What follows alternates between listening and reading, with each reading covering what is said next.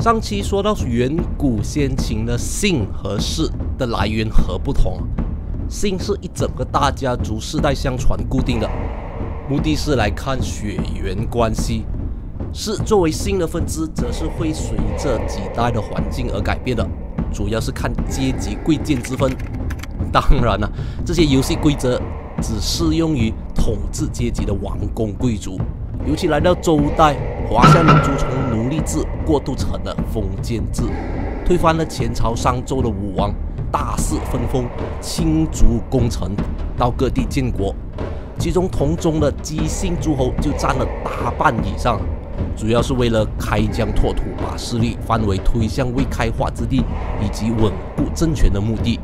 阶级观念愈加深化，天下共主为周天子。之后的公侯伯子男爵位等级森严，人类政治史就是征服者和被征服者的故事啊。被统治的平民阿猫阿狗是没有姓氏的，只有国君及其家族才有姓。接下来的贵族则是被赐封了土地官职，才有了氏。不过，为何以及什么时候姓和氏开始统称混为一谈了呢？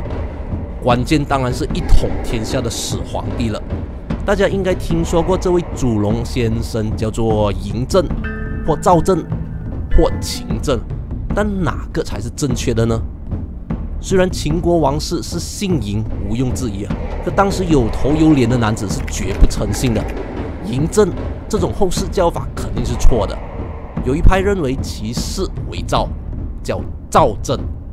太史公司马迁曾引述周代初期，一位姓嬴名赵父的车夫，赵国王室先祖，因为护驾有功，被封在小小的赵城为邑，而得赵氏。秦氏先祖与这一支嬴姓赵氏在商朝末年为共主，即赵父的曾祖父，所以选择投靠了这位远方亲戚，住在赵城，跟着氏赵。哈哈，听起来还真有点牵强嘞。都隔了几百年、十几代的分家，等到秦国和赵国正式成立，被周天子加爵位列诸侯，已经是春秋战国时代，又不是赵父的直系后裔，秦氏怎么会是氏赵呢？基本上，始皇帝氏赵的记载始于汉朝时期，先秦书记根本查不到这一说。大胆推测，秦氏只有嬴姓而无氏。其实很多诸侯宗室，比如宋、郑、魏、鲁、晋、燕、吴，哪怕周天子也都只有姓没有氏。所谓最贵者国君，国君无氏，不称氏称国。就像现在的日本天皇也是没有姓氏的，因为皇室就已经是国内最崇高的身份了，无需姓氏来标示啊。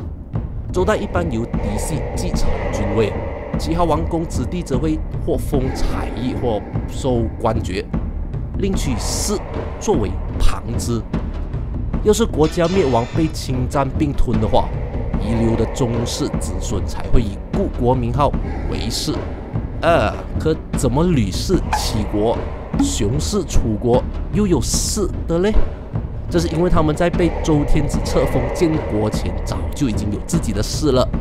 纵观所述，根据古书严谨来说，主龙阿相最多应该只会用国号秦作为前缀，在继位前称秦王子政，之后就叫做秦王政，是没有冠姓和氏的。当然也有坚持的认为，按照周礼，王族、公主等只包含近亲3代而秦始皇出生在赵国时的身份是秦昭襄王的曾孙，王子柱之孙，王孙一人之子。他恰好在3代之外需要另立支族，于是就以出生地赵为氏。